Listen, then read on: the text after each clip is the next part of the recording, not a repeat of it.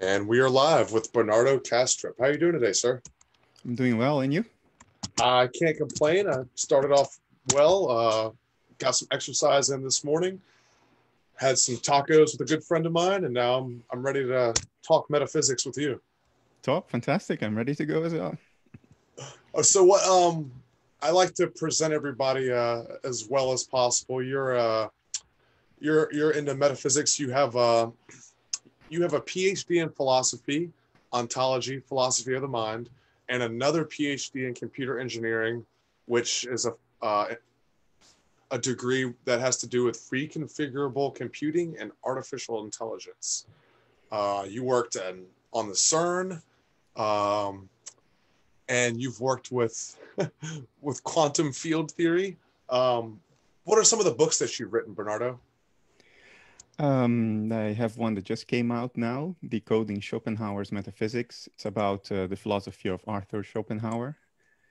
Before that, I think my most recent bestseller, so to say, was The Idea of the World, which was a sort of a multi-field academic argument for the mental nature of reality. So that's the proposition I put forward. Reality is mental. It's not in your mind alone, not in my mind alone. It's out there, but what is out there is essentially experiential or mental. Okay, I've been finding that out about you the past couple of days since I've really been like studying you personally and the work that you do and your interest. But that's really interested me and resonated with me because that's kind of the way that I see things as well. Fantastic. I originally found out about you from an article in Scientific America that was titled, Could Dissociative Identity Disorder Explain Life, the Universe, and Everything? Yeah, it's one of a few essays I've published on Scientific American over the past few years. Could multiple personality disorder explain life, the universe, and everything? I think it provides a great metaphor to address what is the key problem of this view, that reality is essentially mental, essentially one mind. If that is so, how come I can't read your thoughts and presumably you can't read mine? How come I don't know what's going on in the galaxy of Andromeda right now? Because if I am part of reality and reality is only one mind, how come there is this clear distinction between my inner life and this seemingly standalone world out there that we all share and we can't change by merely wishing it to be different? Otherwise, it would be different right now, I can assure you, because I have been wishing it to be different for quite a while now. So how do you make sense of this? How do you reconcile these undeniable observations with the notion that you can reduce everything to one spatially unbound mind? In other words, that you can explain everything in terms of only one transpersonal mind. And that's where dissociative identity disorder comes in. People who suffer from this condition, in humans, it's considered a condition, an illness. I'm not taking that part with me in the metaphor. But people who suffer from this condition, they have multiple disjoint centers of consciousness, which can be co-conscious. When they dream, each of their dissociated alters, each of their dissociated centers of consciousness experiences the dream from a different perspective, which is very analogous to how you and I seem to experience the same reality from different perspectives. So it provides a great metaphor. It provides, let's say, proof that something of the kind needed to make sense of idealism, this notion that all reality is in one mind, that there is something in nature that proves that this can happen, that one mind can seemingly break itself up into many co-conscious minds. And it can also sort of regroup itself, because people with dissociative identity disorder can also be cured. And that's the point of that title. Okay? Could what dissociative identity disorder is telling us empirically in the field of psychiatry, and we've been studying it very intensely over the past decade with neuroimaging, we've proven that the condition is real. Could what we learned there be applied to our understanding of reality at large? I really like the way that you put that, Bernardo, and explained the use of the metaphor and how you're trying to use it and applying that concept to the infinite consciousness or whatever you want to call it. And I especially like that because I had a friend when I initially posted the article and did the first podcast, because I did a podcast with Adam Crabtree already. I had a friend reach out to me and they were kind of displeased with the way that the illness was presented in the article, and they felt like it was a fluff article and that it wasn't touched on enough the actual people that suffer from it. And that was the first thing that you said when you spoke. One of the first things you said is that people do suffer from this, but that's not, you're trying to apply that concept and that metaphor to a wider scope. And it makes sense when you put it in those terms. Yeah, I'm saying that there is a phenomenon in nature that we as human beings consider a illness or something that deviates from the normal. But what is the normal other than the average, right? So there is this thing in nature that does exactly what we need it to do in order to make sense of the big question of the nature of reality. By using it, I'm not minimizing the suffering of the people with the condition. Neither am I minimizing the suffering of the people who do not have the condition. Because, you know, we are enormously creative in finding ways to suffer. Some of them are imposed on us. Some of them are imposed on us by ourselves. Right. So we always find a way to suffer. So I am very compassionate about people who suffer a lot from mental conditions. I suffer from a mental condition, which is not as seriously, but I do suffer from that. I'm quite neurotic. So far from me to minimize what a mental condition can do to you. But, you know, it's a proof of existence of something that is exactly what it needed to be. Look, let's look at the competition. Let's look at the other stories that are out there about what the nature of reality is. There are two main alternatives. One is the mainstream materialist metaphysics, which basically says that what is out there is not mental at all. It's something that we can describe, but its inner essence, what it is like to be it, is nothing. It is fundamentally unconscious, and that our minds arise from certain organizations of that unconscious matter. Well, there is no way to bridge this transition from something unconscious to something conscious. There is nothing about mass, charge, momentum, in terms of which we could deduce what it feels like to have a bellyache, to fall in love, to taste a strawberry. We call it the hard problem of consciousness. And it is arguably unsolvable in principle. You can't solve it. The other alternative is what we call now constitutive panpsychism, or just panpsychism, which says that there is matter, but matter is fundamentally unconscious. So electrons are conscious, and our consciousness is constituted by some kind of magical combination of the little consciousnesses of the subatomic particles making up our brains. Well, there is no way, not even in principle, to explain how consciousnesses can combine to form a unified field of experience. So these two alternatives suffer from fundamental problems that you can only address through pure theoretical abstraction. There's nothing in nature showing us directly and unambiguously that consciousnesses can combine. Fundamentally different consciousnesses can combine. There's nothing in nature proving to us unambiguously that matter, unconscious matter, can give rise to consciousness. All we see are correlations. We don't see this generation process happening.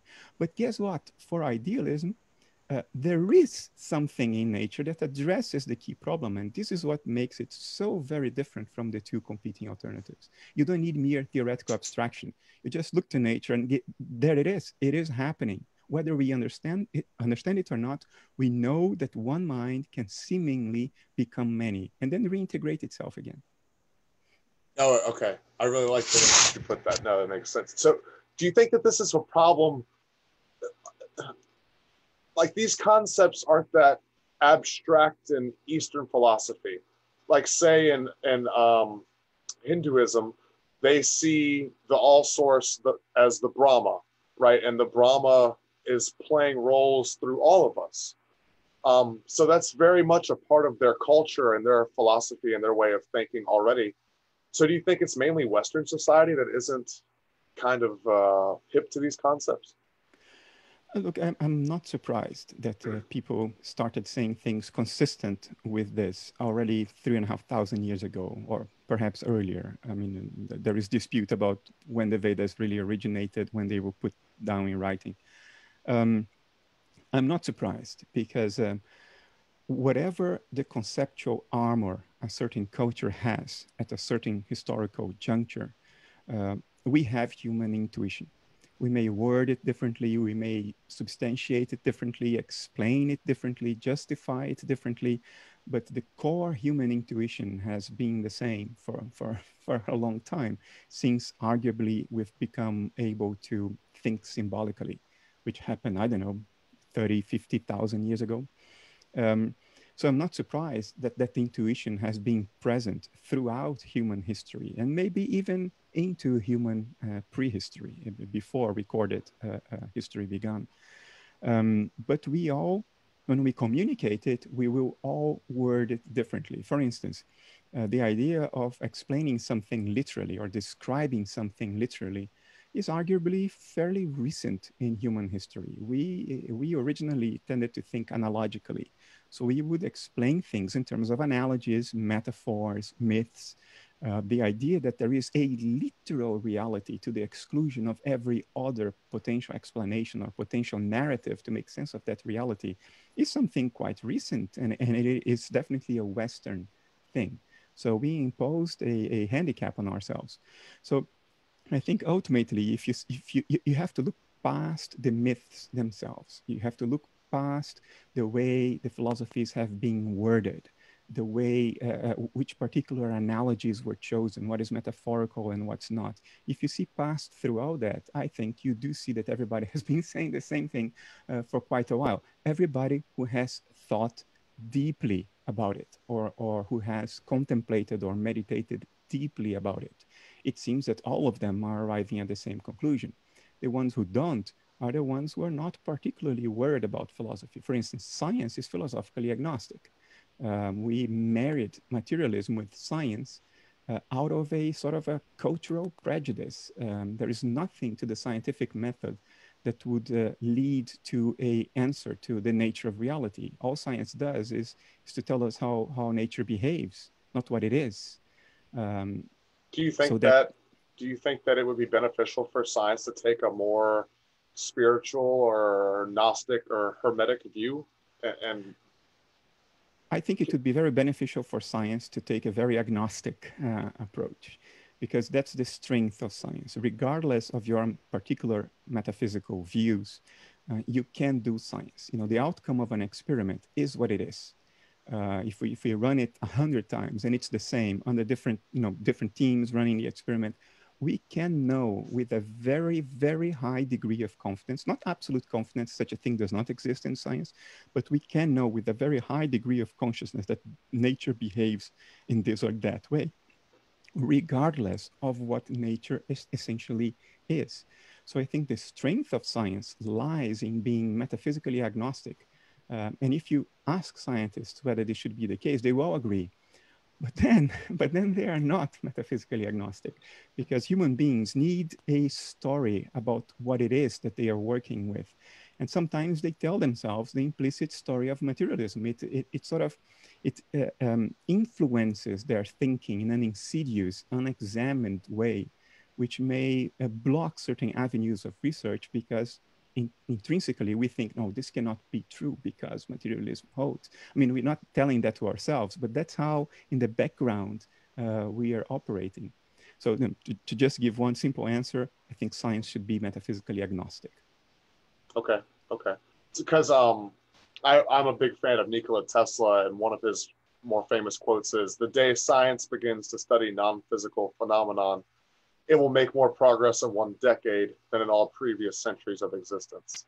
I don't So, think this contradicts what I said. The day science goes beyond the physical, why should science be merely what we call physical? What we call physical are things that can be exhaustively described in quantitative terms. The fact that you can't put a number to something, like it's happening now a lot in foundations of physics, there is stuff happening that when we ask ourselves, what is that? Whatever number we put to it, we know that it doesn't work. Because when you put a number, it's already an observation. And what is there prior to observation? So I don't think science needs to be restricted to that which can be described through a list of numbers. so long as it continues to study how nature behaves. And then that will inform our metaphysical thinking. A scientist, at the end of the day, is also a human being that wants to have a certain metaphysical perspective. And there is nothing wrong about science informing the scientist's metaphysical perspective. I just think that one should not mistakenly assume that a scientific experiment can pin down unambiguously a certain metaphysics as correct or wrong. It may be able to eliminate some, but it will not be able to unambiguously settle the metaphysical debate because it studies behavior. It doesn't study essence or being. So,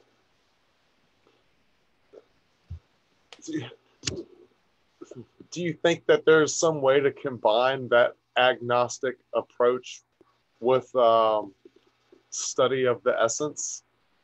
Sure. I mean, we will all combine that. We are human beings. We are whole human beings.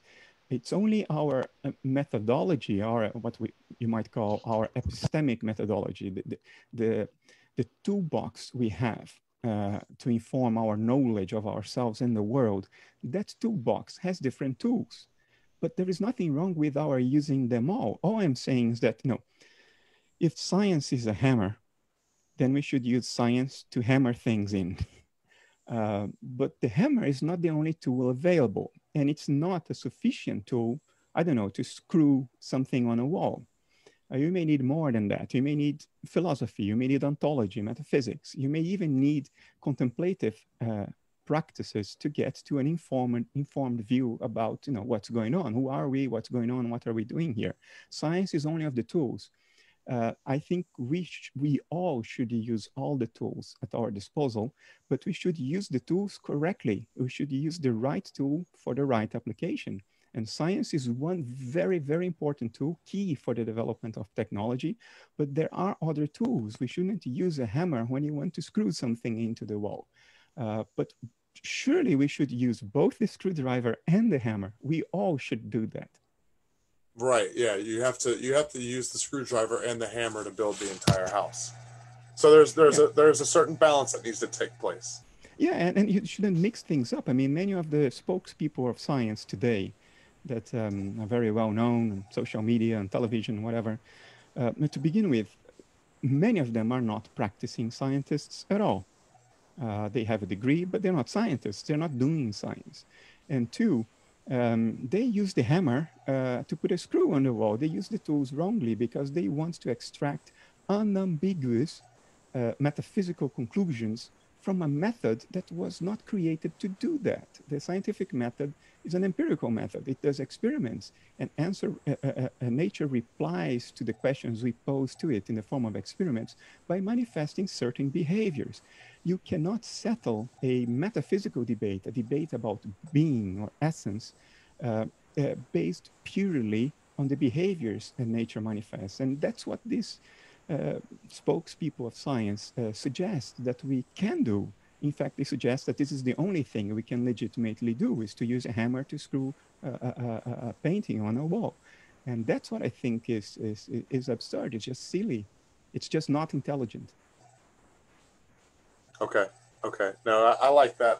I've been trying to live a more balanced lifestyle myself, because I get too theoretical and too philosophical and too much diving into the whatever new age spirituality and metaphysics and topics like that. And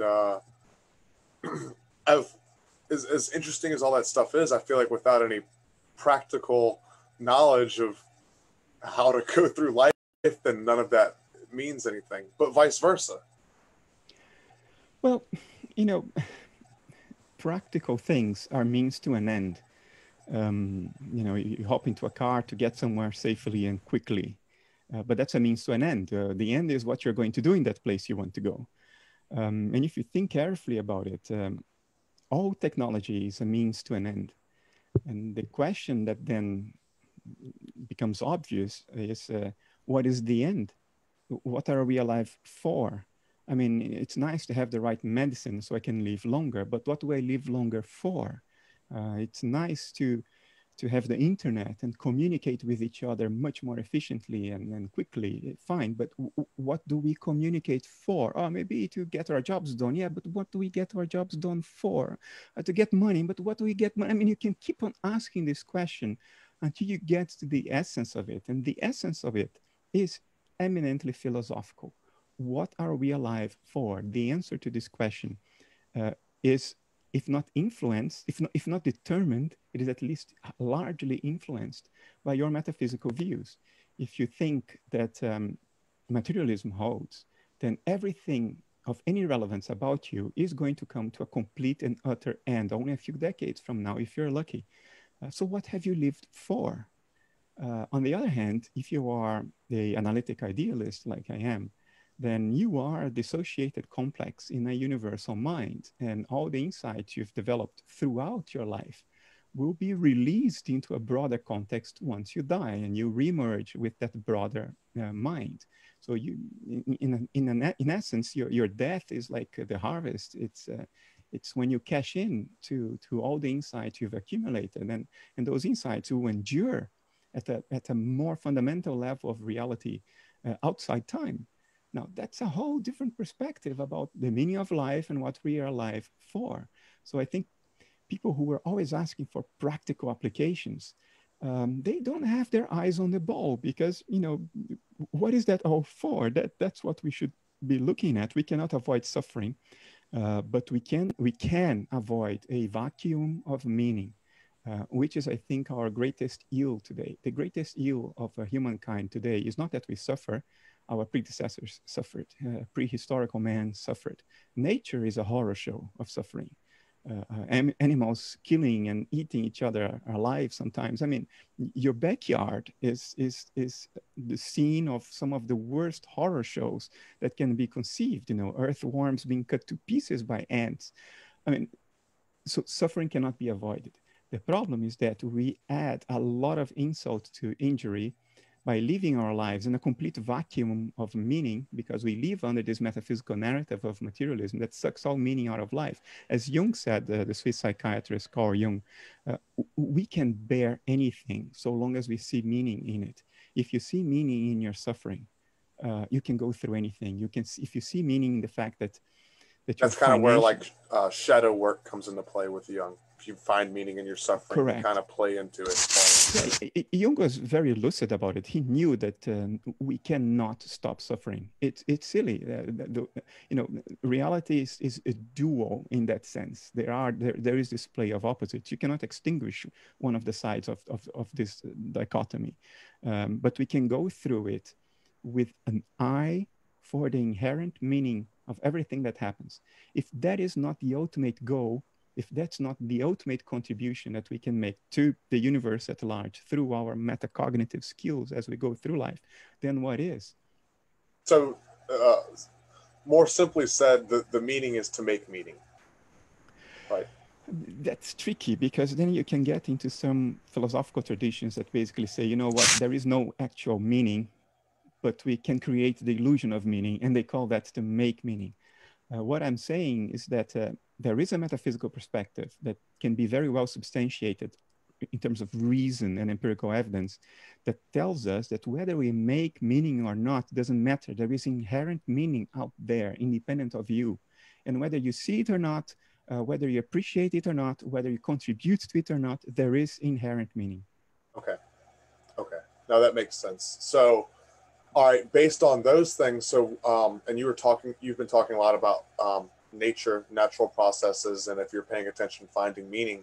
So what do you think about like the Fibonacci sequence and the phi ratio, and where these things might tie into intelligent creation? There is no doubt creation is intelligent.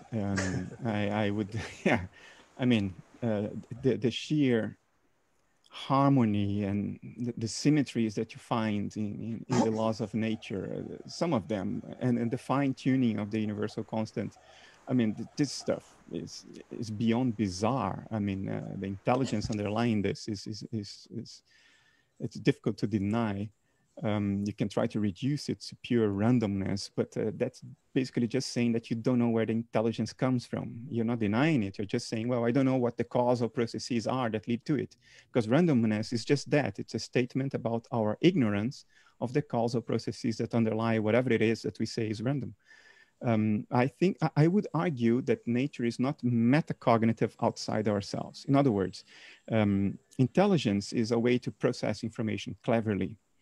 Metacognition is when, in addition to processing that information, you know that you are processing that information and you do it deliberately. You make a conscious, deliberate, explicit choice to do it in one way or another. That's metacognitive intelligence.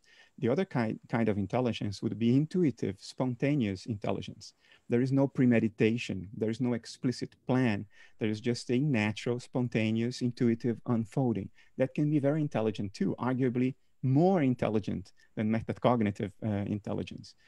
So I've been known to say that, you know, nature at large outside of ourselves is not metacognitive. It doesn't have a plan. It's not premeditated, like we take actions in a premeditated way, in an explicitly conscious way. I think it is conscious, but it is instinctive. It is spontaneous. But that doesn't mean that it's not intelligent. Boy, it is definitely mind-bogglingly intelligent. Those two concepts almost seem to be a paradox, though. If you think carefully about it, you will be able to discern the subtleties here. It's just that we are inherently metacognitive creatures since we are 5 years old. Certainly from the time we are 7, we are metacognitive because we acquire language, and with the language symbols, we can objectify our own thought processes and judge ourselves as if we were separate from ourselves. That's metacognition. And we are so used to it that we have a hard time conceiving of something that can be vastly intelligent, but not metacognitive, because that's not how we experience our own intelligence. To give you an so you're intuition saying about, the kind of like improvised and intuitive expression is a result of metacognitive in your history? Like you wouldn't be able to be intuitive and just spit out this intuitive knowledge unless you were metacognitive before. No, I think it's the opposite. I think the intuitive intelligence comes first. There are people who have a savant syndrome, and they can produce in a blink answers to incredibly complex problems, sometimes of a mathematical nature, sometimes of a geometrical nature. There was this Indian mathematician who ended up in Cambridge in the early 20th century. What was his name? I forgot his name. Anyway, he was an intuitive mathematician. He would, without explicit steps of reasoning, he would write down a theorem. And people would ask, but why do you think this is true? And he would say, well, obviously it's true. So for him, it was a very spontaneous realization of the truth, which you cannot call anything other than intelligence. But it was not metacognitive. He didn't take premeditate, clear steps of metacognitive reasoning.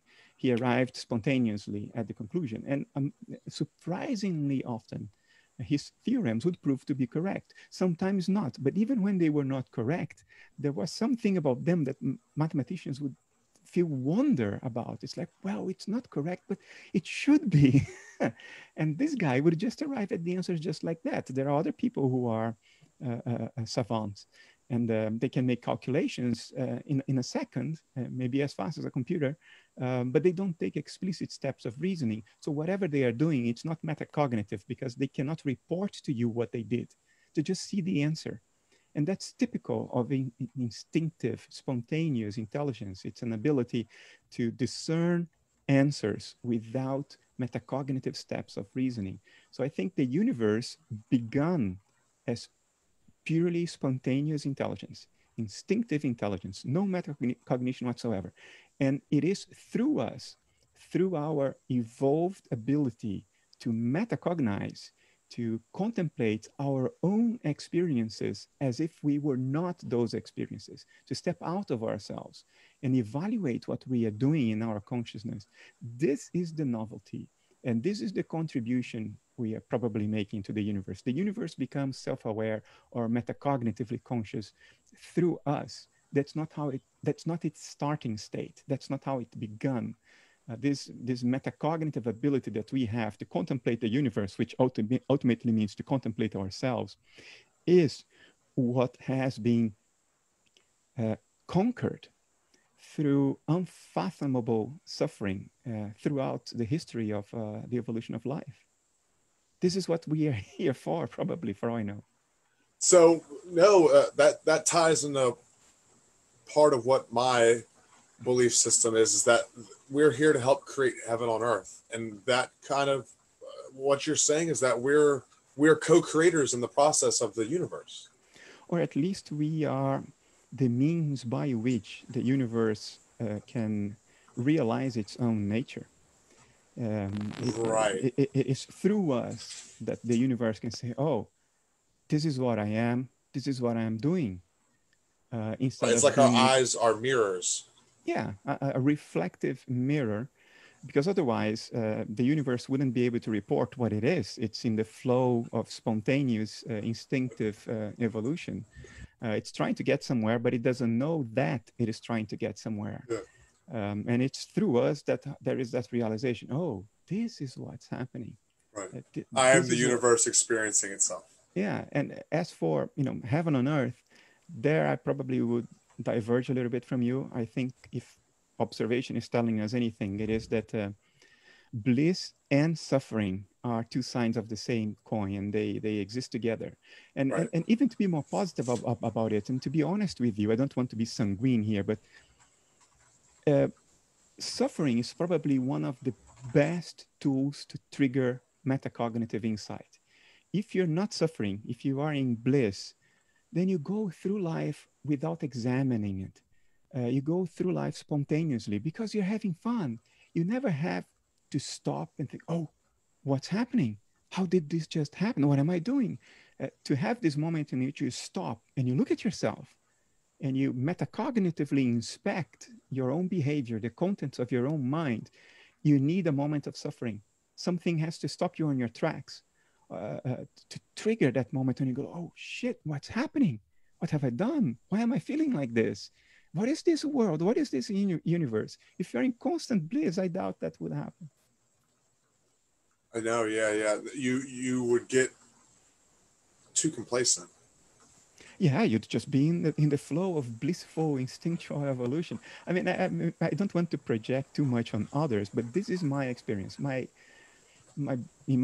insights that in my own opinion are my best insights, they may not be very much, but for me, they are my best insights.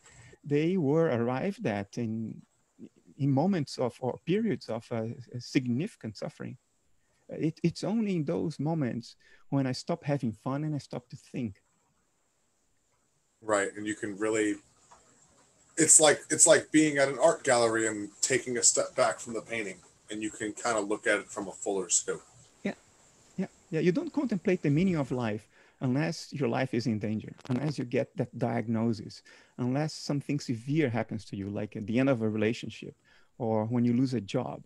Then your whole narrative of self-identity comes into question. And only then do you look more deeply into what is it that I really am? What do I stand for? What is this world? Do I want the right things? The things I want, are those really important things?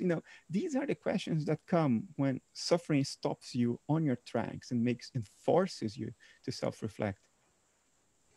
No, yeah, 100% I agree with that, because some of the most introspective and growth powering moments I've had in my life have come out of suffering, despair. My best breakthroughs have come from breakdowns. There you go. I think this applies to a lot of people, if not everyone. I don't want to say that because it's generalizing too much from my own experiences, but that has definitely been the case for me. You see, arguably, we would be still children if we didn't face difficulties and suffering as we grow up. It's essential for becoming more mature, more aware, more metacognitively aware. I think those things are definitely, I mean, they are. There's almost no argument that those things are important, but it's still also important to retain a childlike nature and to keep in touch with your creativity and, hey, doodle, color outside the lines a little bit. I'm totally with you there. I make an active effort to maintain my child self alive. Yeah. So I'm not saying that this should come at the expense of your child self. It's something you add to it. I like that. But it is important to add it, I think. No, yeah, definitely. You're going to start doing motivational speeches, Bernardo? It's not really my cup of tea. No, I'm just teasing you, but I wanted to go back to, we were talking about kind of the cosmic consciousness and multiple personality disorder. I was listening to you talk with another gentleman, I can't remember his name, from a podcast you did recently. But you guys were kind of talking about in multiple personality disorder, there's kind of a king personality or a top personality, and it's the one who kind of chooses and picks and divides up the other personalities. You're kind of talking about that concept.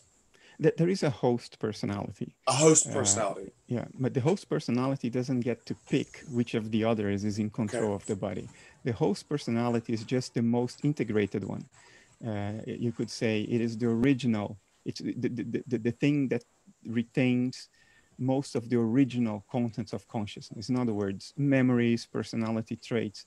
The host personality is, it's just the more encompassing of the different alters, but it too is an alter. You only go back to the original once you reintegrate all these different separate dissociated alters.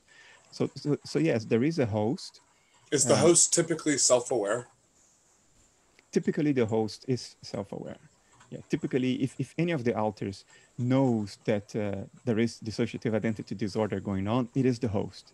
It is the host that is aware that there is this condition happening. Right. Yeah. Because it's kind of drowning behind the other ones. Yeah, but exactly this, because it doesn't have control over the condition. Otherwise, you wouldn't have the condition. Yeah, I think asking, rewording it into self-awareness was more of what I was getting at. So what do you think about that on a cosmic level, that concept on a larger scale? How would that work? I think there we face some of the limits of the metaphor. I'm not saying that the universe literally has dissociative identity disorder, because we define this disorder as a human condition, and the universe is not human. It includes humans, but it isn't just human. So what's going on at that level is something analogous to dissociative personality disorder, but not exactly it.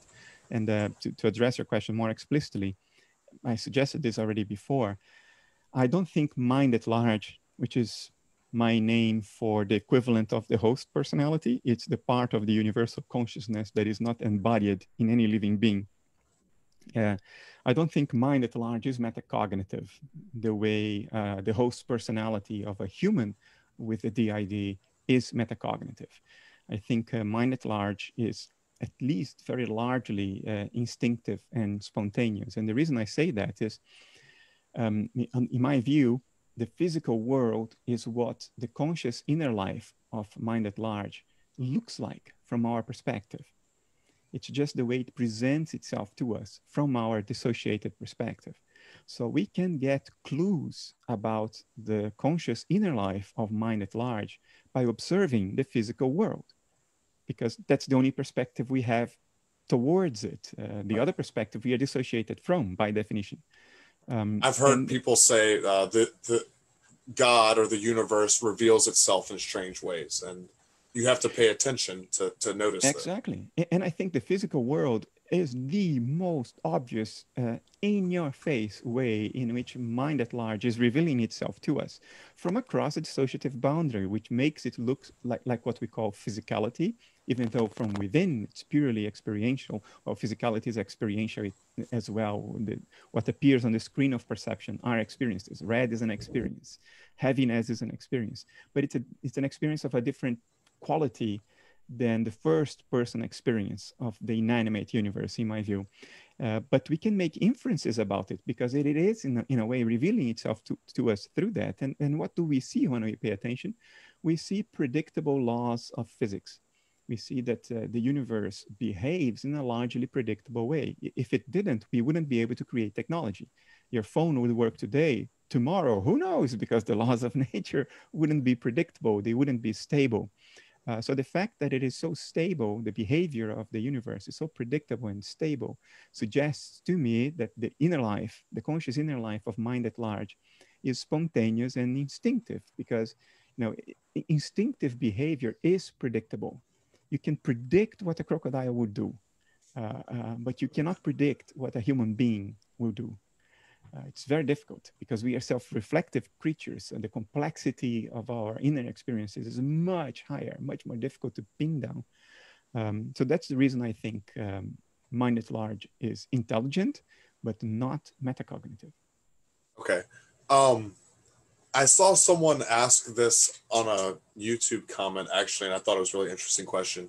Because of all these, everything that we've talked about the mind at large, universal consciousness, and multiple personality disorder, alters, does that make, is the universe, is cosmic consciousness, is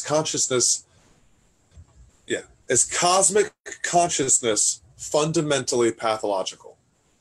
No, I think pathology is a cultural artifact. We choose within a specific historical juncture of a specific culture what we call normal or abnormal, pathological or healthy. In pre-literate cultures, the shamans, who were highly elevated social figures, very respected, we would call them schizophrenic, and we would lock them into a mental institution. So, what you call pathological or not is so culture bound. It's so bound to a specific moment in history, to a specific part of the world, a specific language, a specific culture. It has a specific perception. Yeah, it has no absolute validity. These labels, pathological or non-pathological, have no absolute validity when it comes to things that won't kill you. I mean, arguably, cancer is pathological because it's going to kill you. Although even that, at a deeper level, you can wonder whether that definition of pathology really holds, because, you are going to die anyway. It's a matter of the timing. So what makes us think that the best timing is the latest possible, as late as possible? That's also culture bound. There are other cultures who would value living well over living longer. There is a tribe in the Amazon jungle in Brazil. They are very well known for almost perfect health. But their average lifespan is 35 years old. Because they kill themselves after that. They think it's the appropriate moment to end it. So even calling cancer pathological because it's going to end your life, even that is culture bound. But mental illness is absolutely, definitely culture bound. It may make life easier or more difficult, depending on your culture.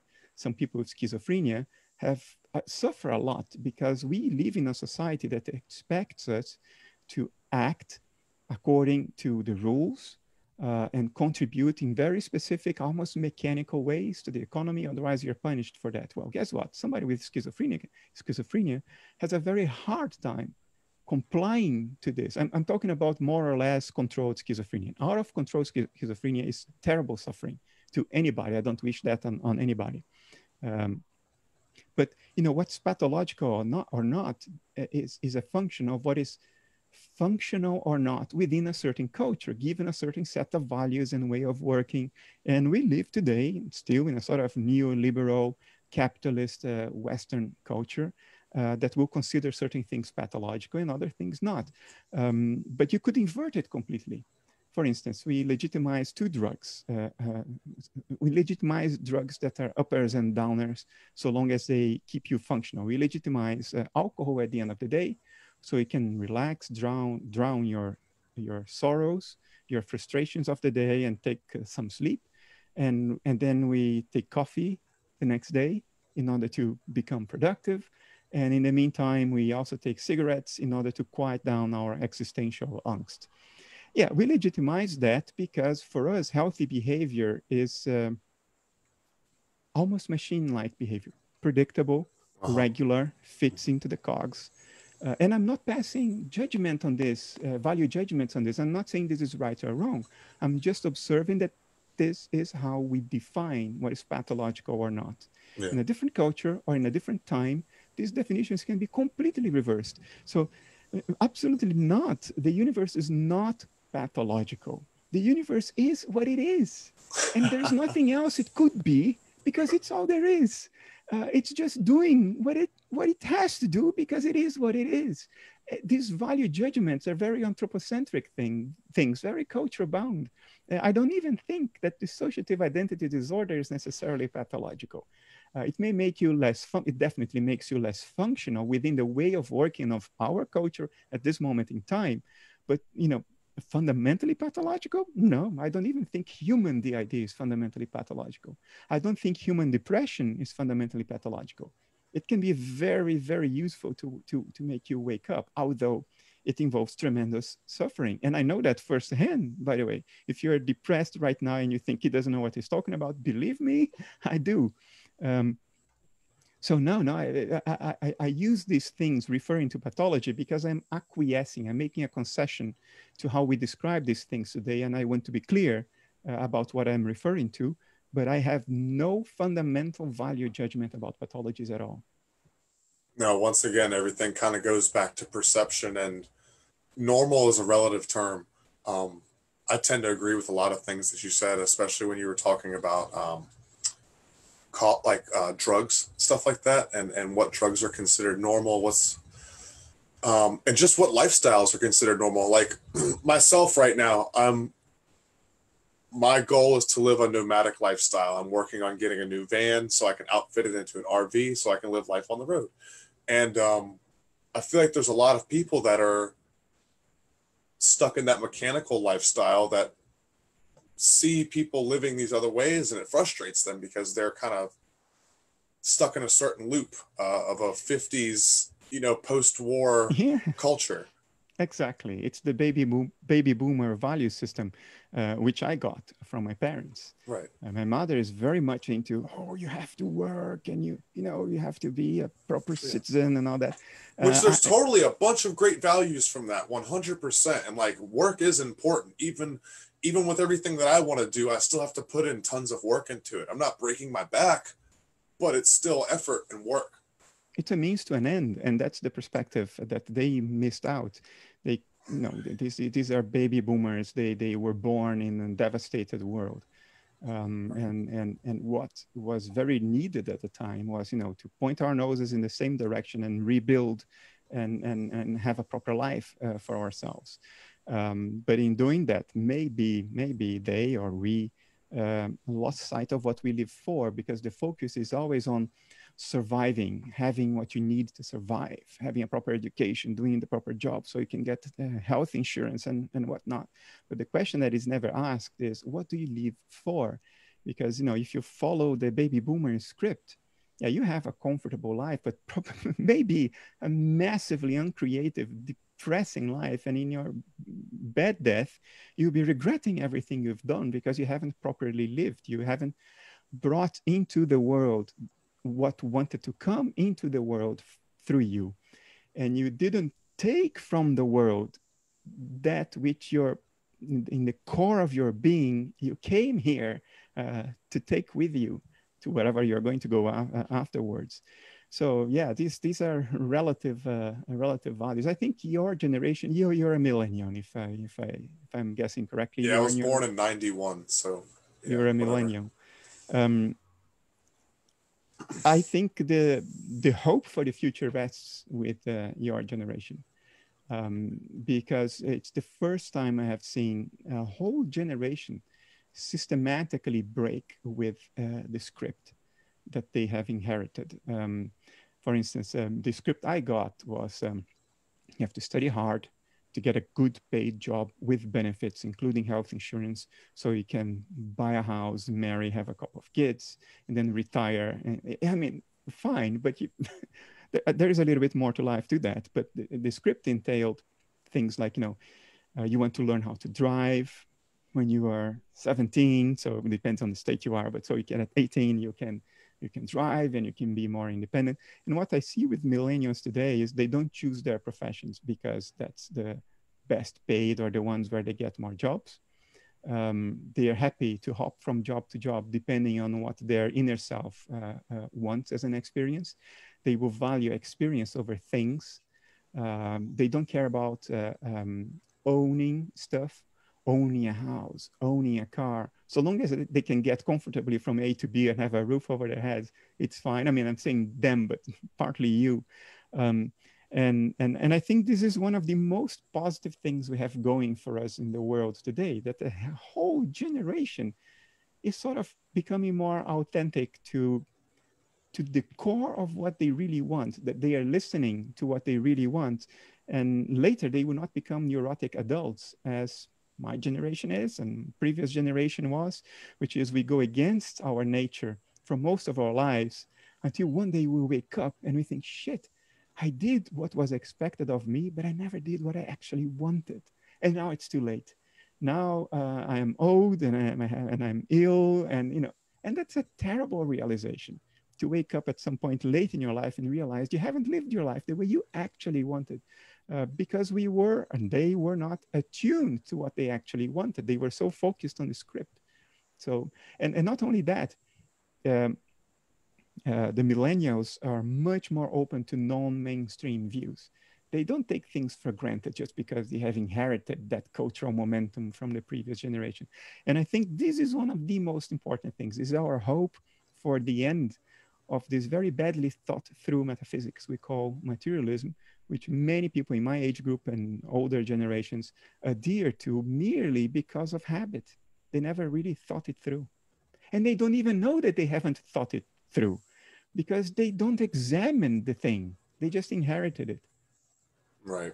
And it's very much going through the motions kind of thing. It's an unconscious thing. Yeah, it's an automatism. Yeah. Yeah. But it's not a natural automatism. That would be okay because nature is very, very intelligent, although it's cultural. It's a cultural automatism, and it is not natural. It's unnatural. Even it violates what depth psychologists would call our soul, which is a metaphor for how you really feel, for what you really want underneath all the noise of the cultural value system. We don't even see what we really want. We don't even realize that we want, deep inside, we want something other than what the recipe we got from the system tells us we should want. And your generation doesn't seem to have any difficulty in seeing through this smoke screen, which I think bodes very well for the future. In some ways, yeah, I think it's very good. But I think we should also be careful not to get too confident or too egotistical in our ways, if that makes sense. Understand that there still is a certain something that you have to contribute. Like I want to be a stand-up comedian. I want to make people laugh. And that is, entertainment is something that all societies have had. You've had storytellers from tribes and it is, art is important, but I still want to have other skills to provide at the end of the day outside of that with my actual hands. So I think we should be careful as a generation not to get wrapped up in Instagram fame and being a famous stand-up comedian or rapper or whatever. Yes, pursue that art and that passion and that thing that you want to do. But I still believe there's a certain something that we should be doing with our hands. If that makes sense to you. Of course, there are pitfalls. Everything that looks bright has a dark side to it. And yeah, that's no different for your generation. The dark side is different than what it was for my generation and my parents' generation. There is always a pitfall. And pop culture and social media, these are two big ones. These are two big pitfalls. The celebrity culture, for instance, yeah, it's mind-boggling to me. What happens in social media can also be very strange. But yeah, I'm trying to look to the positive side. We've been talking about balance this whole time, Bernardo. I had to balance it out. Fair enough. I had to play devil's advocate. Maybe I'm overcompensating because I'm a millennial and I just felt like all those things. I was like, maybe I'm not doing enough. Maybe I'm still indoctrinated and I don't realize it. No, you see, because you are a millennial, and these things I'm highlighting as positives for you, you take for granted because that's how you are. So you will not see them because for you, it's natural. You take them for granted. I see it from a different perspective, of course, because for me, I didn't take it for granted. I followed the script until quite late in my life. And the realization that, hey, I want to live differently. I want to think differently. My priorities will be different. I'm not here to get the next promotion like I did into my 30s. And into my 30s, I used to work until very recently in the world of high tech, corporate high technology, doing strategy and a number of other things. And into my 30s, I was in this mode of next promotion, next promotion. I was one of the youngest directors in the company I worked for 15 years ago. And then at some point in my mid 30s, I stopped like, hey, wait a moment. I tell myself that I want all these things, and I've been working very hard to get all these things. But are they really, really what I want today? I know they were what I wanted when I was 15. But are they still what I really want? And that dialogue with myself when I was 34, 35 led to massive inner life changes. From the outside, not necessarily. I didn't quit my job. I didn't go crazy. But the way I related to myself went through massive changes at that time. So what did you do to make the change from, signing contracts, working for other people to where you're at now, working for yourself and being your own, because you're your own boss, right? I report to a board. I had a foundation today, but I do have a board. I can't spend all the foundation's money without any kind of supervision. Everybody ultimately has a boss. It's a circular hierarchy. But I have a lot of freedom today, and I don't pursue the kinds of goals I used to pursue.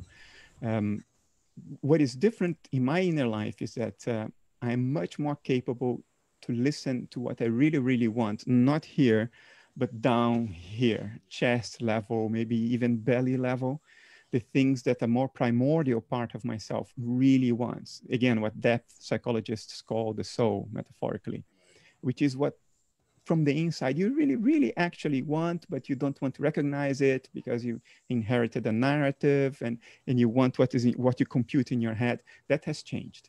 What I want now is not only a head process anymore. It's not a conceptual process. It's a feeling process. Does it feel right to go this way, or does it feel more right to go that other way? So my compass now is not purely conceptual. It's a compass of intuition and feeling as well. I've found them to be more reliable if the goal is to live a meaningful life. The source of meaning can be contradictory if you're thinking conceptually all the time. Now, why that transition happened?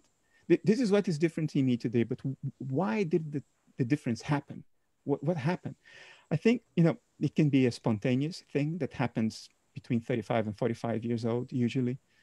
This is clinical data, by the way. There is even a word for it that you have heard, the midlife crisis, when your values change. You've been so busy trying to find a space for yourself in the world, and when you get there, you reevaluate. It's like, what am I really about? What do I really want? It can be failure, can get you there. If you fail systematically at some point, you're hitting your head against the wall so many times, at some point you stop and look at the wall and realize, I cannot go through that wall. And actually, I don't even want to go through that wall. And it's the rest of my being that it's undermining my very efforts to go through that wall, because it's not what I actually really want from inside. And it can be, and this is what happened in my case, and I let this be a warning to all the high achievers out there. Success can bring you to that realization. Actually, it was very important. I'm very grateful for having achieved everything that my 15-year-old self wanted very early in life when I was 34, 35. And the reason is, upon achieving it, now that it's in your hands, now you can really evaluate, is this what I really wanted? Because now it's in your hands. While it's a carrot hanging in front of you, that carrot, you will imagine that carrot to be the most delicious thing in the world. It's the one thing you absolutely need to have. And if you don't have that, it's impossible for you to be happy. That's the narrative you tell yourself. That's what you tell yourself. I cannot be happy unless I have that relationship, that job, that house, that amount of money in the bank, or that level of fame. And things that are not in your hands, that are imagined, they beat any reality, because you will imagine them to be like 100 times more than they actually are once you have it, once you have them in your hands. So achieving what you want is a very straightforward way to go into a midlife crisis. It's why right, because you're like, what next? Not only that, you realize that what you've been striving for so long to grab a hold of was a ghost. Your hands go right through it. It's like there's nothing there. You know what I mean? It's thin air. It was a mirage. So I'm very grateful for having succeeded in achieving all that at a time when I still had more than half of my life ahead of me. And externally, my life didn't change that much. I stayed in the same job. I moved houses once, but things externally stayed the same. But my inner life changed completely. So I'm very grateful for having succeeded, but for the opposite reason of what you would imagine. Not because I got what I wanted, because that was a mist. There was nothing there, nothing of substance. But because it gave me the chance to reevaluate what my life was all about, while I still had time. I can imagine that it's terrible when you realize this when you're 85. And what you see happening a lot is that people who realize it late, they reject the realization. They repress it because they know that they cannot play any other game. It's all they know is to play that failed, bankrupt game. So they cannot look in the mirror and say, I've done everything wrong my entire life. It's impossible for them to do that. So what they will do is they will amp it. They will double down on the game. They will triple their objectives. People who have 100,000 in the bank, they dream of having 1 million. People who have 1 million feel like they are poor and they are miserable because everybody they go for dinner with has 10 million. Once you get to the 10 million, you see, it never ends. It never ends. And when you realize this too late, you run a very high risk of doubling down on the bankrupt game because you know nothing else, and it's too painful to admit that you've wasted a lot of it. That's powerful. That's really powerful. So that's part of the reason why you commend millennials so much, because we're figuring it, from your perspective, we're figuring that out before we hit 35. You hardly fall for the bullshit to begin with. That's how I see things. Maybe I see it with rose glasses on because I didn't have that. So, right. But yeah. No, that's really interesting perspective, Bernardo. All right, let's. I want to talk to you about some weird stuff. You talk a lot about metaphysics. I want to know, are you into like Hermetics? Hermetic principle? I have looked into it. Of course, it's a big part of the Western philosophical tradition. Hermes Trismegistus, that whole the Rosicrucianism of the 17th and 18th century. Arguably, this even came through the Greeks, which were arguably the source of all this, with Parmenides and some others. So I'm interested in that. I'm not a Hermetic practitioner. So I wouldn't consider myself a follower of Hermeticism, because a Hermeticism entails more than just a metaphysics, than just a philosophy. It's a way of life. It's a practice. It's a set of techniques. And I'm not there. It's not something I develop or I looked into. It's not what my daimon pushes me to do. Okay. It's because some of the things that I've heard you say in this conversation today and in other stuff that I've read or heard from you, you talk about like the universe is mental, right? That's kind of what idealism is, right? And that's the first Hermetic principle that, all is in the mind of the all, and the all is in all. Um, Yeah, I'm not surprised.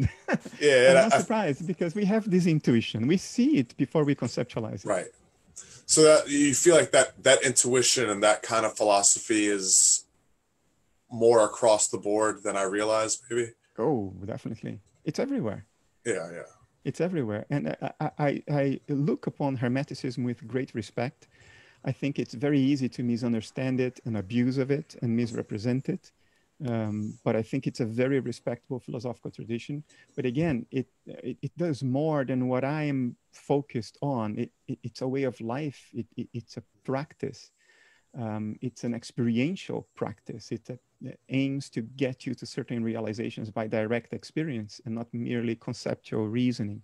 And what I am compelled to do when I don't have a choice in this regard, it's just what I'm compelled to do. I just pay attention to what my daimon is compelling me to do, is to fight a cultural battle, a conceptual battle, a battle fought with words, fought for airtime, for the media, for what our culture legitimizes as reasonable, as plausible, because our intuitions of plausibility are completely skewed. Materialism is the most implausible narrative ever conjured up by the human mind in the field of metaphysics. And within materialism, things like the multiverse hypothesis for explaining so-called quantum collapse, that is the most implausible thought ever produced by the human mind in physics, or hypotheses like illusionism, the idea that consciousness itself is an illusion. It's probably the most absurd thought ever conjured up by the human mind across any field. Anything that you can't beat it. It's the most implausible thing that a human being can say.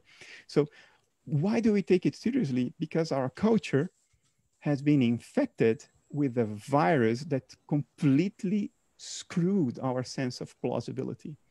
And we are that virus. We did it to ourselves. So I feel compelled to fight that conceptual battle, that battle on the grounds of reason, empirical evidence, internal consistency, explanatory power. It's a conceptual battle, not an experiential one. And I do it because I think the head is the bouncer of the heart. A conceptual opinion will not change your life. Only direct experience will. But if you conceptually close yourself up to the experience because you have declared it with your head that it is in principle, a priori, impossible, then you will not have the experience, because the head is the bouncer of the heart. It filters through what the heart is allowed to feel or not to feel.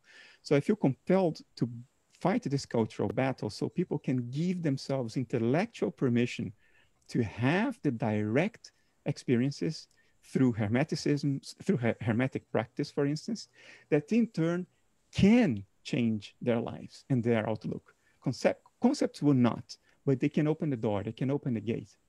Okay. I think really what I was trying to get at more was, I was curious as if you were interested in any like mysticism or occult.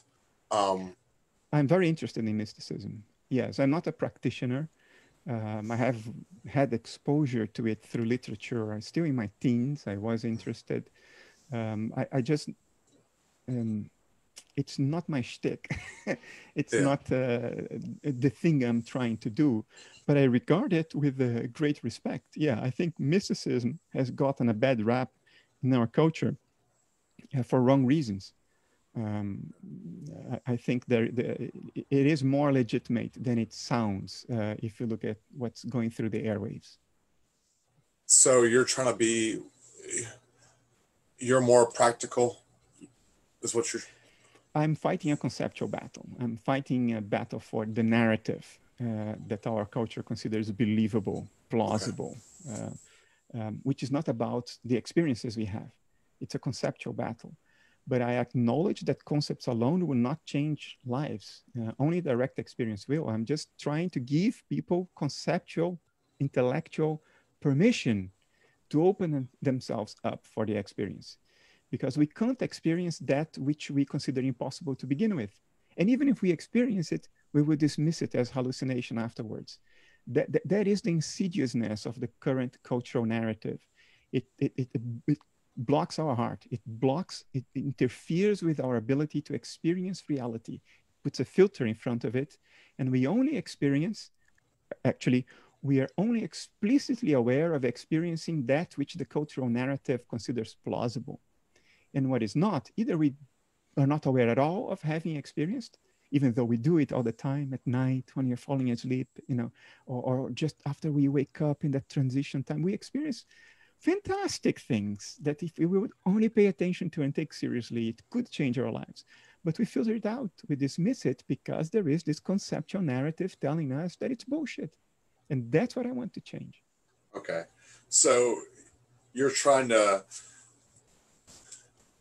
stop that narrative while simultaneously not pushing your own narrative, just simply open up my and other people's minds to these different concepts, ideas, and possibilities. Mine is a meta-narrative. It's the narrative that says everything is a narrative. And look, I'm not agnostic. Metaphysically, I'm not agnostic. I push a very clear view. I'm an idealist. And the reason I do that is not because I want to fall into duality. The reason I do that is that we cannot, as a culture, live without a narrative. It is impossible for us. Psychologically, we can't handle it. We cannot handle true agnosticism. We need a story that helps us place ourselves in the world. And something to ground us. Something to ground us, something to give context to our lives. So I know that I cannot just shoot down the present narrative and not offer anything to put in its place. Because the first criticism I would get is, okay, Bernardo, materialism is nonsense. What then? So I'm aware of it. So I shoot it and with one hand, and with the other hand, I say, okay, this is a better option. But I'm keenly aware that the option I'm offering is also a narrative. It's not the ultimate truth. But I'm also very, very convinced that it is closer, much closer to truth than the nonsense we peddle today as something plausible. Right. So I think that would go a long way, that we get closer to truth with a broader, richer, more grounded narrative. I think that would already be a good step, not the ultimate step, but a good step forward. Okay.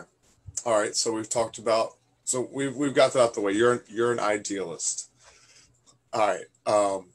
I have a hard time placing my thumb or a word or a label on what my theology or is. But as I've read your papers and learned more about you and idealism, I came to find that that's a lot of where I align with things. And that probably goes back to my interest and love for Hindu culture and religion, and that idea of the Brahma as playing roles through us, and Alan Watts and psychedelics. What do you think about psychedelics? Oh, you've done that too. All right. What do you think about psychedelics, Bernardo? Because when I was scanning your pages, I saw that you had written a couple articles, but I didn't have time to read them. I mean, I'm a philosopher of mind. How can a philosopher of mind say anything about mind without having seriously investigated mind through psychedelics, right? I mean, you can't be serious about doing philosophy of mind without having at least dipped your toes on that territory. So right. you know at least more about what mind can do. Right. It's like a virgin saying they're a porn star. Something like that, yeah. But you would be surprised how many philosophers of mind know nothing about mind. All they know is how to glue concepts together coherently. But it becomes a card game played on a table. It's totally separate from the lived experience of being mind. They don't know the first thing about mind. Many philosophers of mind, which is scary, right? So no, I've made many mistakes in my life. Not that one. I deeply studied psychedelics, not only from a third-person perspective, but from a first-person perspective as well. I was privileged in that regard because I live in a country where you can do it safely and legally. Oh, you live in Holland. You can, that's right. You can just go buy mushrooms at the store. Truffles, mushrooms are illegal in the Netherlands to buy in a store. Okay. Although officially, I think it's even illegal to grow them at home, but nobody was ever arrested for it. Are they psilocybin though? Truffles are psilocybin truffles. It's the same. It's the same active ingredient. Yeah, it's just more. It's more delicate to grow them, which makes it easier for the government to make sure that the people who grow it are controlled. You know, that things are clean and not kill you because of contamination with some other kind of fungus. Right. You pay taxes on that. You know, it's you can go to a normal shop, a head shop on high streets, and come out with a little box of truffles. They come with instructions, with warnings. The whole thing is, the people who sell it are trained to tell you about, the potential side effects, the pitfalls, what you should and should not do. So yeah, I discussed with my doctor before I did it for the first time. I did an EKG to make sure my heart was in order. My liver function was okay, so I could metabolize the whole thing. And then I did it seriously. I've done it dozens of times with doses from mild doses to mind-blowing doses. What Terence McKenna would call a heroic dose? That was very little. Terence said 5 dried grams of mushrooms was a heroic dose. I think truly heroic dose is 8 grams. Okay. That's total ego annihilation. Your whole sense of reality is gone, and you are at a much, much more fundamental level of reality. The fountain of mental contents before any mental contents are actually there. It's very hard to put it in words, as I'm sure you know. It's really impossible to put it in words. Language is a barrier. Yeah, it didn't evolve to capture that kind of experience. It evolved for us to tell other people where to find food and where the tigers are that can kill us. Right. That's about it for language. Right. It's an intuitive thing. It's a very much an instinctive, intuitive thing that's almost unexplainable. Reality. Yeah. Whether you can put words to it or not, once you're there, it's irrelevant. It's a felt reality. You know what you need to know. Whether somebody will believe you, completely and utterly irrelevant. I at the same time that I say this, and I honor psychedelics, I honor what they did for me. They have been very enlightening. But I will immediately say that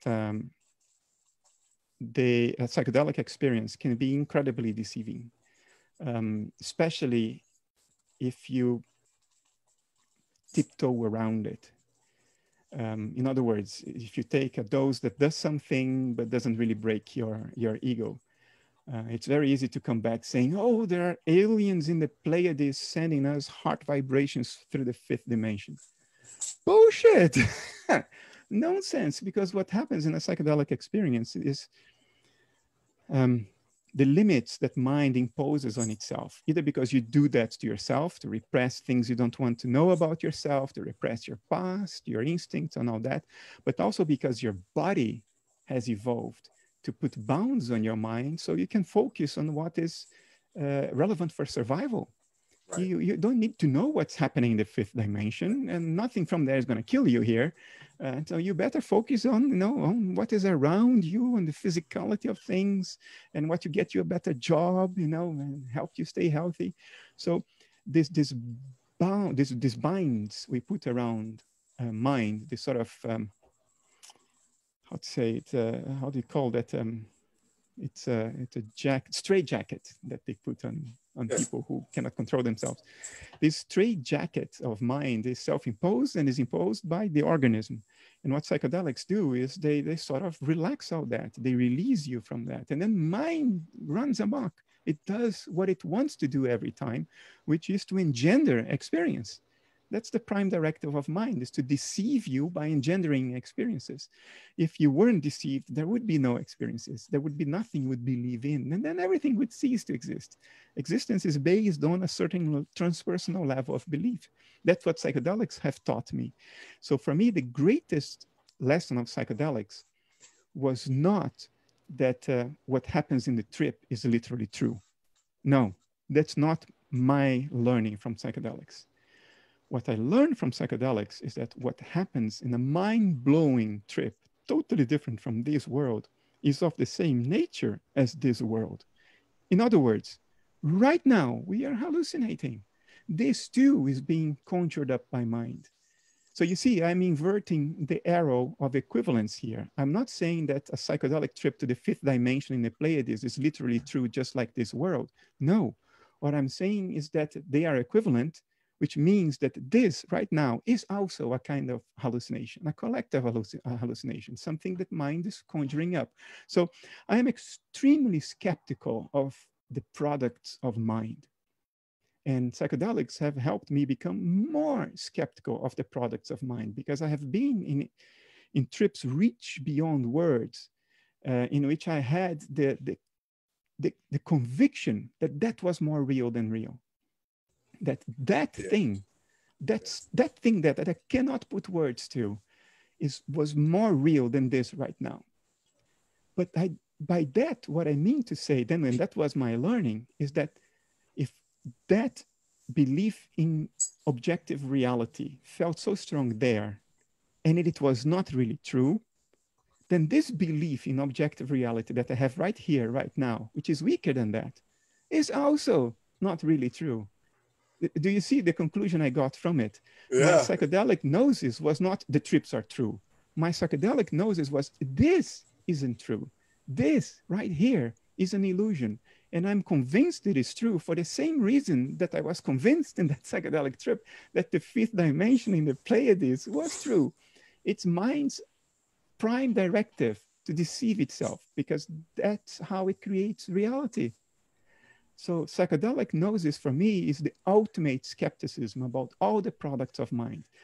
For me, the one thing you can be sure of, the one thing, mind exists and it's all there is. Everything else that arises in mind is just that. It's a product of mind, either at a personal level, a transpersonal level, a collective level, I don't know, a transcendent level, but it's a product of mind. You can count on that. That was my psychedelic gnosis. I think, calm down, sir. My dog is trying to play with me. I think Alan Watts called it the conventional illusion. Right? Yeah, it's an agreed upon illusion. And I believe that it's based on words. We use language to kind of create this illusion for each other, because we've all kind of agreed on these terms in different cultures, right? And we use these to shape reality, as it were. There is no doubt about that. It's shaped on our reality is shaped from our perception, and words reshape perception. I mean, you're trying to use words to reshape people's perception of these different concepts and crush these narratives. Yeah, we know that our perception of colors is largely determined by how many words we have to identify different colors. So we know that there is this feedback mechanism from language to perception. I think you're absolutely correct. The reality we experience is largely determined by our inner narratives. If you eliminate the inner narratives, all there is a screen full of pixels. Right. There are no things, there are no events. It's just a screen full of pixels. The divisions we make across those pixels to identify objects, agencies, people, events, that's imposed by an inner narrative.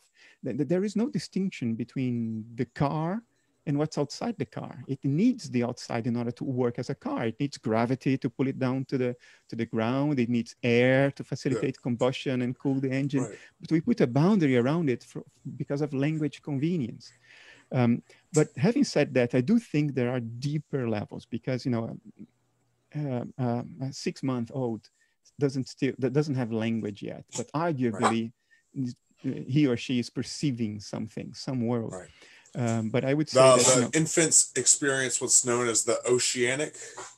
The oceanic, yeah. Right. Yeah, so there's no separation between anything. The universe is infinite, like William Blake said.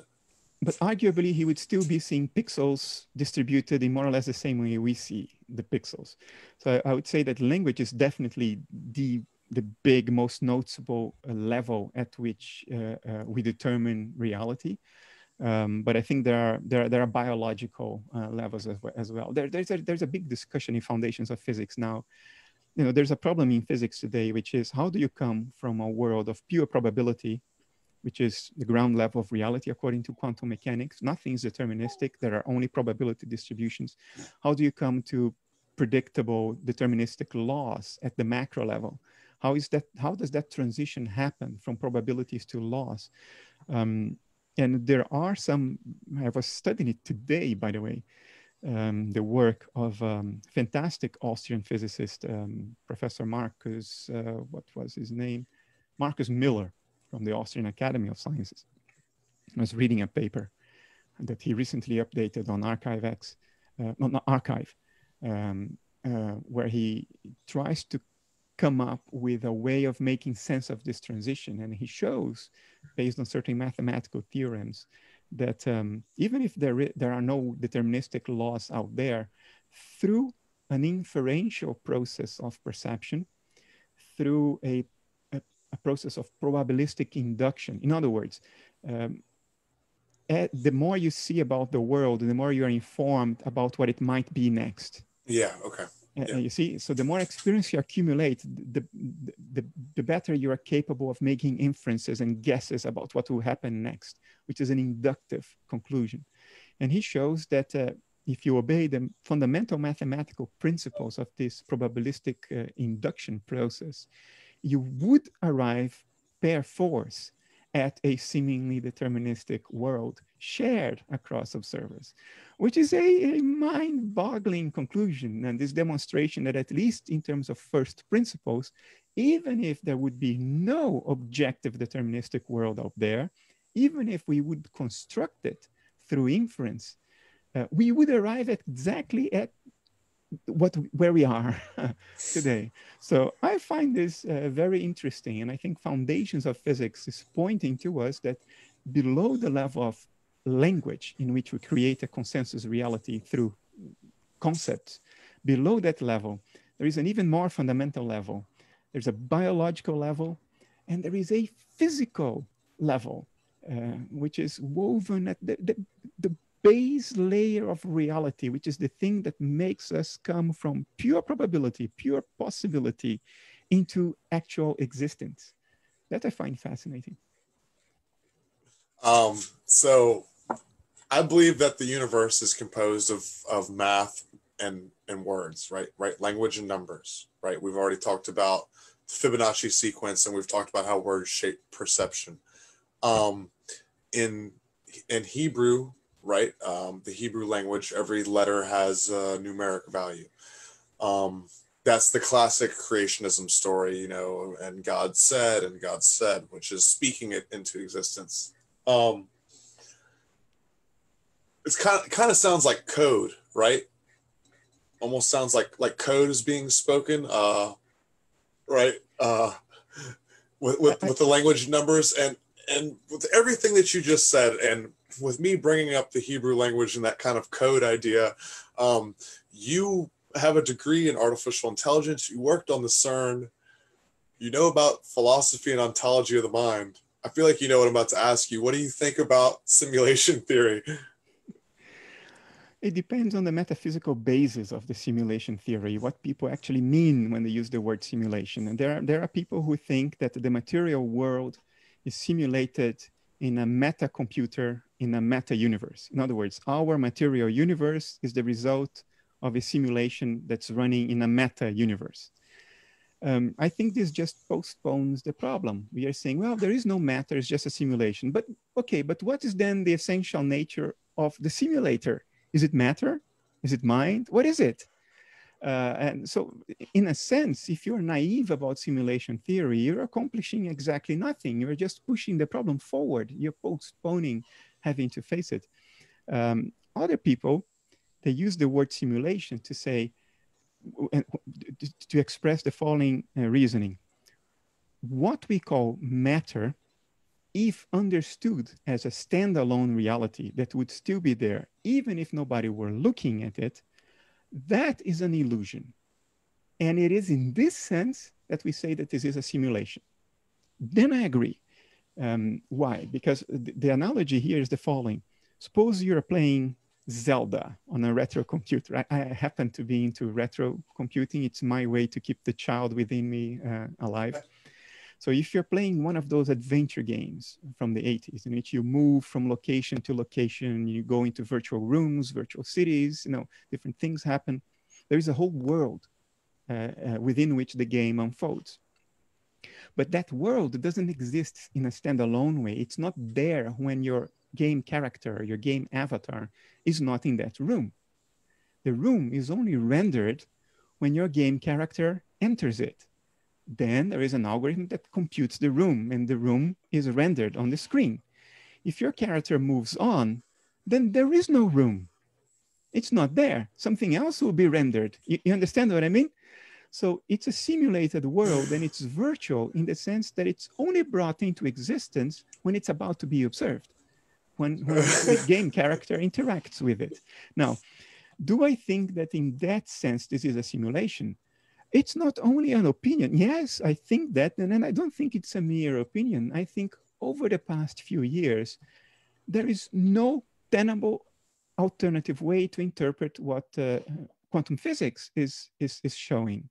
I think quantum physics has, beyond any reasonable doubt, proven that physical realism is false. In other words, there is no physical world out there when it's not being measured, which for many physicists leads to a contradiction, because, you know, if that thing that is going to make the measurement is material, then the material, the physical world, needs to be there for the measurement to take place to begin with. But physics is telling us, no, there is nothing physical until you make a measurement. So you get into a circle of contradiction. But I would say that contradiction only arises if you think that physicality is all there is.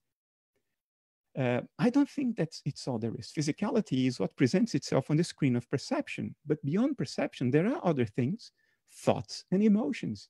We don't need to perceive a world in order to have thoughts and emotions. These are endogenous experiences. They don't come from the outside. So I think physicality arises from an interaction between two segments of mind, both of which have their endogenous experiences. In other words, something akin to thoughts and perceptions. Once they interact, we call that interaction a measurement, and that gives rise to perception, to the physical world. So I think physics is basically telling us simulation theory in the sense I just described, that the physical world is only rendered when you interact with it, when you look at it, and if nobody's looking at it, then it's just not there. It's just a potential. It's an algorithm built into the fabric of nature, but it only runs, it only kicks in once you look at it. Then it renders the physical world around you in a mutually consistent way. So we all think we are inhabiting the same physical world. I don't think we actually are, but I'm not going to get into that. So physics is telling us that this, I can't hear you. Sorry. In that sense, we're kind of playing peekaboo with each other, aren't we? In a sense, yeah. I don't think the physical world is standalone and out there. I think there is a standalone world out there that we all share. We are all immersed in it, but it's not physical. It's mental. It's constituted of endogenous experiential states, like thoughts and emotions. Physicality arises once we interact with it as dissociated outers of it. And I think that's what physics is pointing us to. I would even go as far as to say it's an inevitable conclusion from a 40-year-old series of experiments that have been done around quantum entanglement, around what we now have come to call Bell's inequalities and Leggett's inequalities. I think they have proven this. The only way for you to escape this is to postulate the most unparsimonious inflationary hypothesis conceivable to a physicist's mind. And that is that there are countless gazillions of parallel universes popping into existence every tiny little fraction of a second. That's the only way to hold on to physical realism, is to say that everything that can possibly happen at every fraction, infinitesimal fraction of a second, actually does happen in a parallel universe. In other words, everything exists. Everything everything physically coherent exists. And we have precisely zero empirical evidence for this incredibly inflationary postulate. It's a fairy tale, if there ever was one. It's a defiance of reason that has acquired a degree of plausibility because our culture is so averse to the obvious alternative, which is, this is a mental simulation. Our culture is so averse to that it prefers this outright absurdity, this belief in magic, than to simply face the facts of the matter that are staring us in the face. That's really interesting. So you worked on the CERN. Do you think that the CERN could open up portals? Do you think it could do stuff like that? No? It couldn't open a second temporal dimension? No, you would be amazed about the reality of a place like CERN. It's a lot less glamorous than you think. You know, there is an actual antimatter factory at CERN. It actually exists. An antimatter factory. Factory at CERN. It exists. Yeah, it's housed in a building from the 1960s. It looks like a dilapidated storage space. And there is some very interesting experiments happening there. You know, if we create antimatter, I mean, it's percent amounts of antimatter. It's very, very, very, very close to nothing. It doesn't matter how close you think it is to nothing. It's closer than that. You cannot imagine how close it is to nothing. But it is something. It is not nothing. And the idea is, if we create some of that and then we drop it, will it fall or will it go up? Will gravity also be inverted? So this is the kind of creative thought exercise, because we don't have a theory that unifies gravity with the other forces in the context of field theory. We don't have that. We would need a unification theory. And people have been working on this for decades, but we don't have anything yet that we can consider the final word on it, and not even a first word on it. So these things are theoretically open. So you do this kind of experiments there. And when I worked there in the mid-90s, officially, our motivation was to build the detectors that would detect the Higgs boson.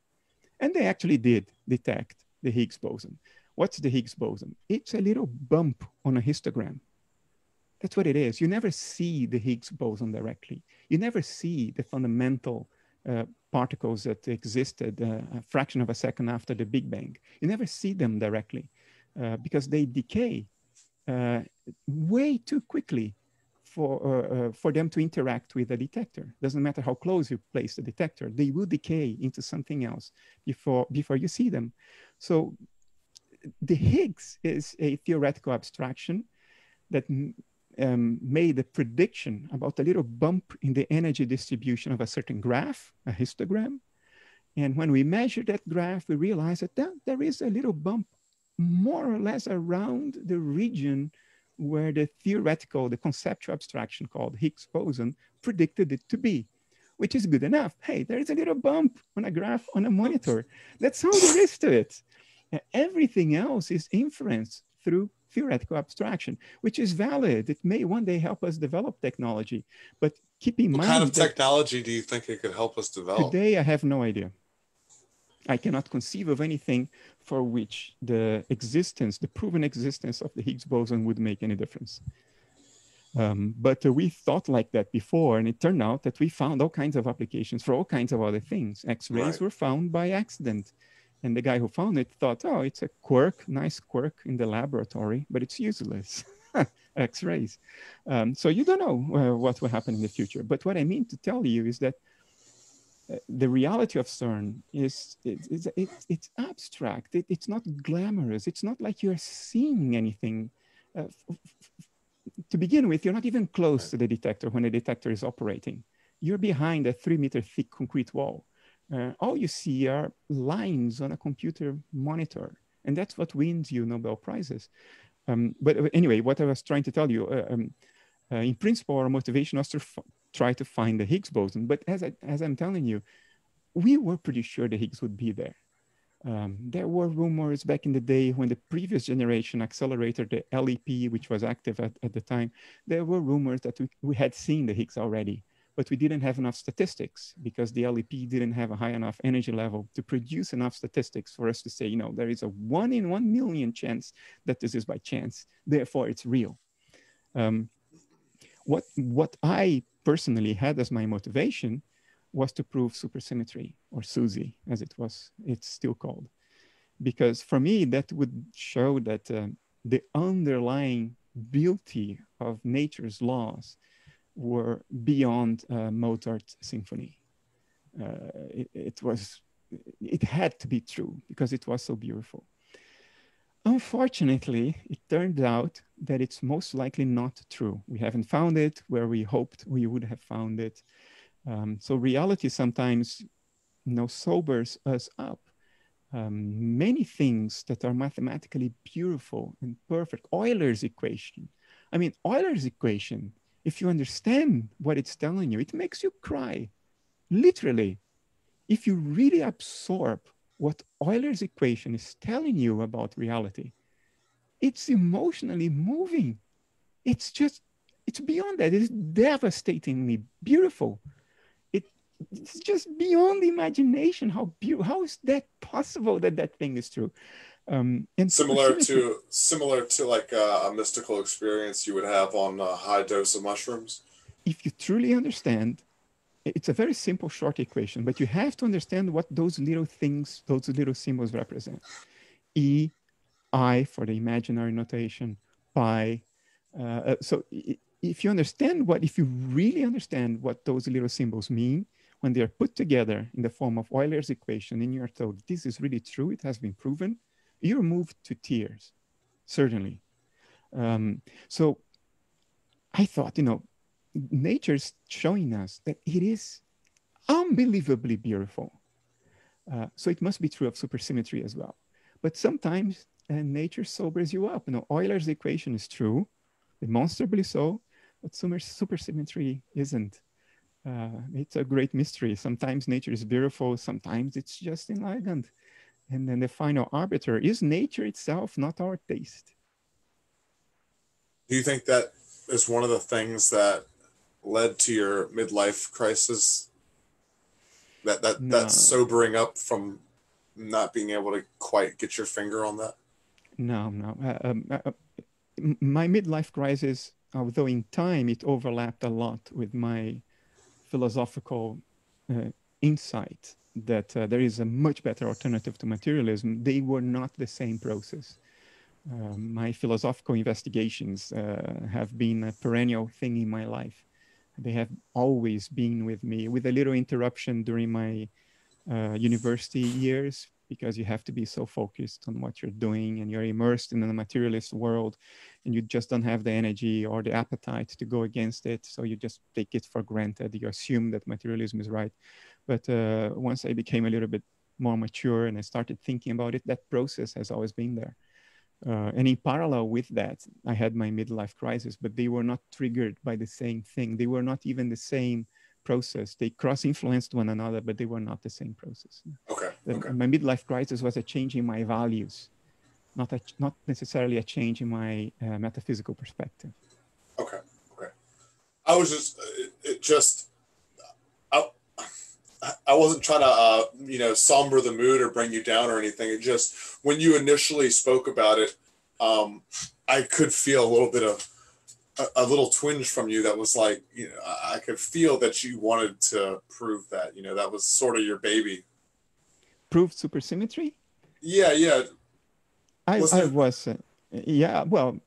wanted to see it. Yeah. And it's very similar to if you really want to see the night guard, like I did when I was a kid. I really wanted to go to the Royal Museum to see the night guard. It's a fantastic Dutch painting. Anyway, it's extraordinarily beautiful. And you want to see that in person. It's not the same as seeing it on a computer screen. Right. It's a whole different experience. And I know it because I've seen it many times. So it was similar to that. I wanted to see that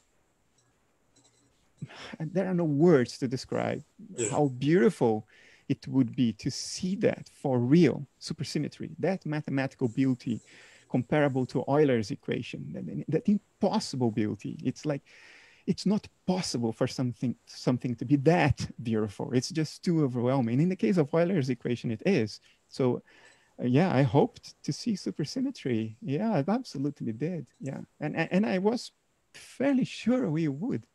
It turns out we didn't. But I was in my early 20s when I was at CERN. It was the first job I had in my life in the mid 90s, 96, 97. And we were designing the LHC and the Atlas detector. I worked in one of the four experiments of the LHC, two big ones, Atlas and CMS. I worked on the Atlas one. But when we concluded experimentally that, okay, supersymmetry is not there, not at least in the energy ranges where we thought it would have to be. I was already an adult. This happened 5, 7, 8 years ago. It's recent news. And despite that, I was massively disappointed. Yeah, it's like a bubble from my childhood was burst. Somebody came with a pin and boom, and blew it. I was massively disappointed. I will not deny it. The failure to find supersymmetry is maybe one of the big disappointments of my life. Well, where is your interest at now? What are you passionate about now? What are you working on toward? Philosophy. Philosophy is my passion. I mean, I don't have a degree in physics. I have a few degrees, but I don't have a degree in physics. So that was a sort of a extraneous passion. Anyway, I rubbed off on other physicists because I worked with physicists so intensely in my early professional years. But by nature, I think I'm more a philosopher and an engineer or a computer scientist than a physicist. As an engineer, what characterizes an engineer for me is an engineer is much less married to a fundamental statement. For an engineer, if it works, it's good enough. For a physicist, it's not good enough. It's not about what works. It's about what the real law of nature underlying that behavior really is. It's about the absolute. Yeah. And because of that, a physicist is more prone to prejudice and bias, I think. That's my personal opinion, than an engineer. Because an engineer is agnostic by nature. An engineer will do or use anything so long as it works. An engineer is not married to any fundamental principles. If it works, we use it.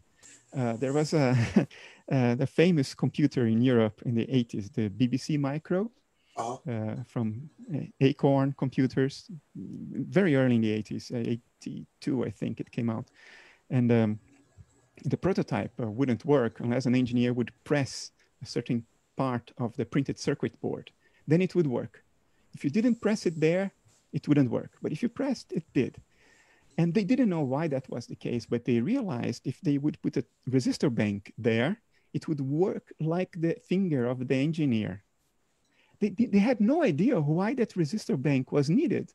Based on the theory of circuit design, they didn't need that. But they put it in there and it worked. They had no clue why. But millions of BBC microcomputers were shipped with that resistor bank because it works. And if you ask the designers today, they're still alive, do you know now, after I don't know how many millions have been sold, why it works? They will tell, no, we still do not know why it works. But engineers don't care. You see, engineers are more open-minded in that sense. We are not married to any fundamental perspective. And I recognize this in myself. I don't have fundamental prejudices, and I attribute this to my engineering proclivities. And as a philosopher, I do like to think about fundamentals, but I bring into my philosophy that engineering aptitude. What narrative works has enough explanatory power to make sense of what we observe while being internally consistent. It allows you to be more open-minded. Probably, yeah. Maybe I'm wrong about it, but I attribute what I like to think as my lack of prejudices, philosophical prejudices, to my engineering proclivities, yeah. No, yeah, that makes sense. I definitely see the correspondence there, what you're saying. Maybe I'm full of it, but that's what I like to think about myself. No, you seem very down to earth. For a very intelligent fellow, you're not a dick about it, you know. That's where suffering comes in, and yeah, it'll humble you. Yeah. Oh, yeah. Especially, and also 8 grams of mushrooms will humble you too. That too, yeah. Suffering and mushrooms are a good combination. That's what I'm gonna name my new rock band. Suffering and Suffering and mushrooms. Now playing in Amsterdam. Suffering and mushrooms. Bernardo, I'll go watch. Would you? Yeah. I'm not musically talented. Yeah, right. Suffering and mushrooms. So you bet. I'm there already. I'm gonna start marketing. I'm gonna start designing the T-shirt as soon as we finish up. Bernardo, I appreciate you doing this with me. I mean, we've been doing this for about an hour and 45 minutes. Wow. It's been a wealth of knowledge. Very. It's been a lot of fun for me.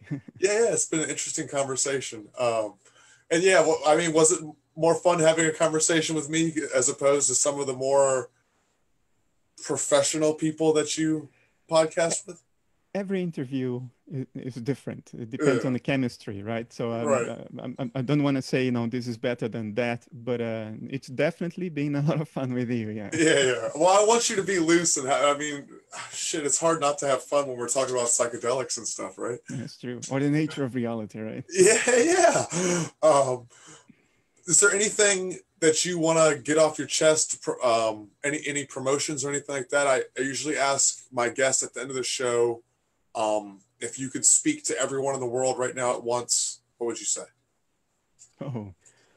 Let me do my duty as expected by my publishers. I have a book that has just come out. It's called Decoding Schopenhauer's Metaphysics. And I try to elucidate the metaphysical position of Arthur Schopenhauer, a famous Western philosophy from the early 19th century. I think his inheritance is very rich, and we have been ignoring it for 200 years. And it's very aligned with Advaita Vedanta and Hermeticism. So I'm trying to rescue the legitimacy and the importance of Schopenhauer's contribution to the West. And for everything else, you can just go to my website, bernardokastrup.com, and there are links there to everything: books, papers, essays, videos, the whole thing. There is a plethora of content over there on your website. Try to keep it up to date. Yeah, no, you've done a great job. Hey, by the way, what is that symbol? What is that? What is your logo? Is that the shirt you're wearing? Oh, this. Yes, that butterfly. Yeah, I created a little, somebody did it for me, coat of arms. It's not a traditional coat of arms because you don't have a shield. There is something instead of the shield. But it's a long time European tradition. And I know what a coat of arms is, but it's your coat of arms? It's I conceived it as the coat of arms of analytic idealists. Okay. So my philosophical family, not my biological family. Okay. In other words, if you identify with analytic idealism, you're free to use this coat of arms as your own families. Okay, so people can buy those on your website? People can download it from my website. Yeah, right on top, next to the title, there is a tiny little version of it. If you click there, then there comes a bigger version with a text explaining the symbolism embedded in it. No, is there a way to buy the shirts? You can just download that thing and order your own shirts. I don't commercialize my stuff. Totally fine. I don't even put ads on my content. So no, I'm not selling this stuff, but you can order it for yourself. If you go there, download the logo. I'm not sure I have the highest resolution version there because I was hesitating, because there is a potential for abuse here as well. So I wanted to hold on to the highest resolution image. But for a shirt like this, I think the resolution that is there is enough. You can just download it and then go to Vistaprint and order your shirt, upload the graphics, the PNG file, and they will send you a t-shirt with it or a mug, a pen, mouse pad, whatever you want. All of the above. Yeah, yeah. I think on Vistaprint you can customize everything. But Vistaprint I owes you $5 now. Perhaps, yeah. That's I'm not ad going to revenue. charge them for it. Yeah. I'm sure there are other things there that are not only Vistaprint. They have competitors. Look for the cheapest. What was your final thought, Bernardo? It's been a lot of fun. That's what it's all about, right? Yeah. That's I think a very important part of the experience is to live in the moment as much as you can and be in tune with it, experience it, have fun. There you go. Yeah. Thank you, bud. You have a great night. You too. Thanks a lot. Take care, man. I'll send you the links to this too. All right. Thanks. Okay. Nice tattoos there, by the way. Oh, thanks, bud.